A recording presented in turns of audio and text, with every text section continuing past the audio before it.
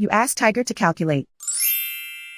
This deals with finding the midpoint between 2 points.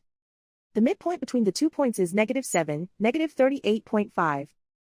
Let's solve it step by step. Plot the 2 points and calculate the midpoint using the formula. The coordinates of point 1 are x1 equals -11, y1 equals -51. The coordinates of point 2 are x2 equals -3, y2 equals -26. PM represents the midpoint of the 2 points.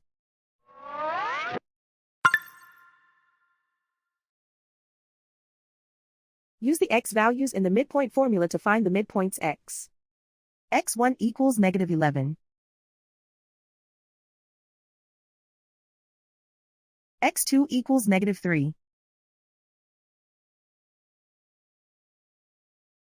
Simplify the arithmetic.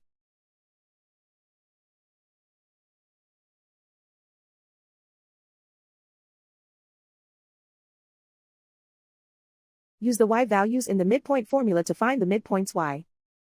y1 equals -51. y2 equals -26. Simplify the arithmetic.